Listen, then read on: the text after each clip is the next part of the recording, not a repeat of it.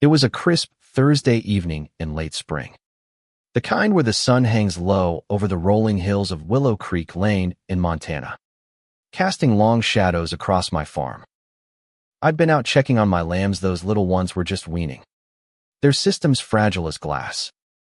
One wrong germ from outside, and I could lose the whole flock in a heartbeat. That's when I heard the low growl of engines rumbling up the dirt road. A tour bus lurched to a stop at my gate, followed by a caravan of SUVs spilling over with families. Before I could even process it, doors flew open, and about 50 strangers poured out like they owned the place. Coolers thumped to the ground. Lawn chairs unfolded with sharp snaps, and tents popped up faster than weeds after rain. They trampled right through my fields, laughing and waving as if this was some public picnic spot, not the land I'd poured my sweat into for over a decade. I froze for a second, my mind racing. Had I missed some notice? Was the county turning my acreage into a park without telling me? But no. This felt off too coordinated, too bold. Leading the charge was Carla Jenkins, a face I recognized from those stuffy neighborhood association meetings down the road. She strutted around with a lanyard badge dangling like a medal, clipboard in hand, barking orders. Tables by the fence. Food set up near the barn. Park the cars in the west meadow. Her voice cut through the air, sharp and commanding, as if my pastures were her personal playground. My sheep scattered to the edges of their pens, ears twitching at the chaos, and I felt my stomach twist. Those boots stomping through the grass could carry diseases from who knows where. Futan mouth, parasites, anything that could wipe out my livelihood in days. Heart pounding, I marched over, trying to keep my voice steady. Excuse me, but this is private property. What's going on here? Carla barely looked up, her eyes flicking over me like I was a minor annoyance. The homeowners board has approved this for community overflow activities, she said, all matter of fact, like she was explaining the weather. Personal deeds don't trump neighborhood growth. Ethan. Property values soar when everyone plays along. Her words hit like a slap. Arrogant. Entitled. As if my years of backbreaking work as a livestock handler meant nothing against her greater good. I watched in disbelief as they shifted my boundary markers, stealing inches of land right under my nose, and set up signs declaring it a community recreation zone. Premeditated. Professional-looking crap. Printed weeks ahead. This wasn't a mix-up. It was a takeover. Rage bubbled up, but I held it in check. These folks were ruining my carefully rotated grazing fields, kicking up dust that stressed my animals into huddling corners. Vet bills could bankrupt me if an outbreak hit. I spotted their extension cords snaking to my outlets for speakers and fridges. Enough. I strode to the breaker box and flipped every switch. Silence crashed down like a hammer. The music cut. Lights flickered out, and heads turned.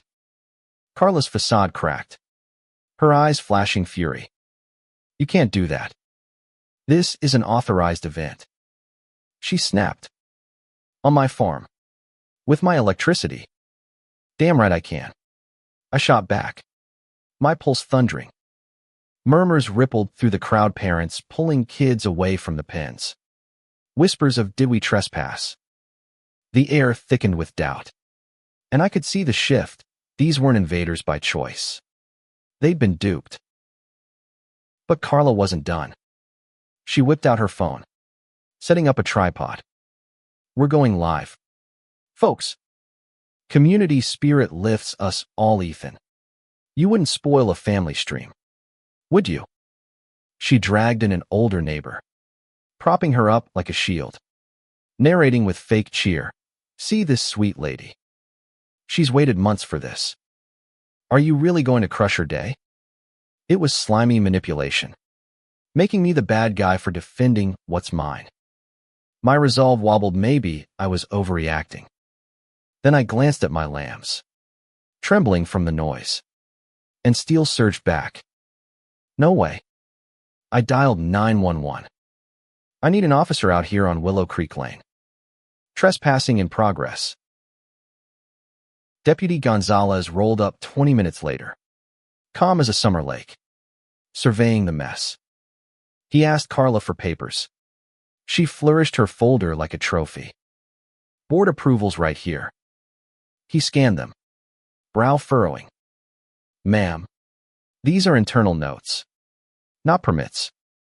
Association rules stop at your borders. Relief flooded methanally. Sanity. Neighbors started packing, confessing they'd been sold on official training and rancher approval. One mentioned door-to-door pitches with waivers. The lies unraveled fast. I called County Inspector Karen Ellis next, explaining the biosecurity nightmare. Livestock at risk, mud from their shoes could spark an epidemic. As the crowd thinned, 5 board members screeched up in their cars, forming a human wall around me with stacks of forms. You're blocking assessments.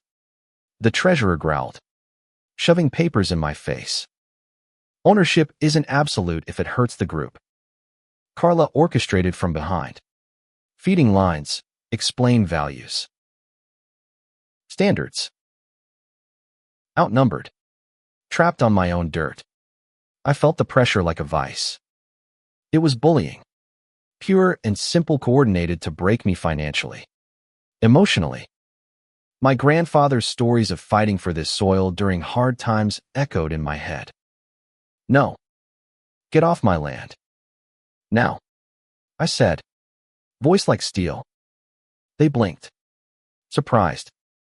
I yanked out my phone, snapping pics of damage. Plates. Everything.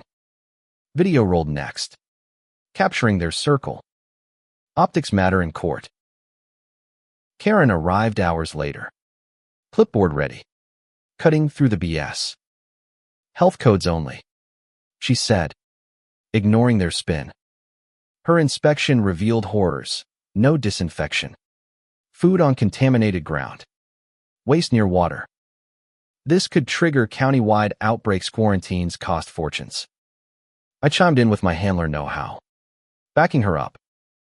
The board deflated. Then Megan Foster, the secretary, pulled me aside, hands shaking. I joined to help, not steal. Look at this. Her phone lit up with chats. Farm seizure plan. Timestamps back 6 months.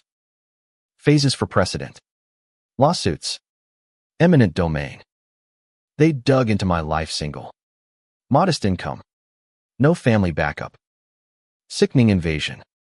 When Karen saw it, Carla's cool shattered. Tears flowed. But calculated. I'm just serving the community. You're attacking a volunteer. Evidence piled. Fraud docs. Blackmail whispers. Carla cornered Karen. We have dirt on Ethan. Back off, or it goes public. Karen's eyes widened. That's felony extortion. Carla tried me next. Deny the stress. Or rumors ruin your farm. Witnesses recorded it all. Chaos erupted, board splintering. Neighbors furious. You used us. Carla melted down, screaming, ungrateful. Property hoarders destroy progress. Collective rights over capitalist greed. Papers flew. Rants exposed her twisted views. It was raw. Unhinged. A reputation imploding live.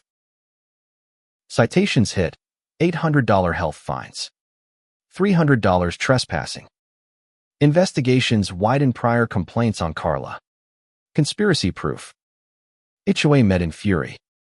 She was ousted. Megan stepped up with reforms. Dues spiked for legal messes. Her bills topped $20,000. Broader waves. New laws shielding farms. Education on rights. My place led no losses. Routines back. Neighbors apologized. Hosting proper events elsewhere. I became an advocate. Sharing at seminars. Months later, real cooperation bloomed. Tours with protocols. Mutual respect. Sunset over my fields felt earned. Boundaries firm yet open. What would you do if a neighbor tried claiming your backyard for community good? Are HOAs modern bullies? Or do they protect values? Should personal land ever bend to group needs? Drop your hot takes in the comments. Did this story fire you up? Smash that like if you'd fight back. And subscribe for more real-life twists that make you question everything.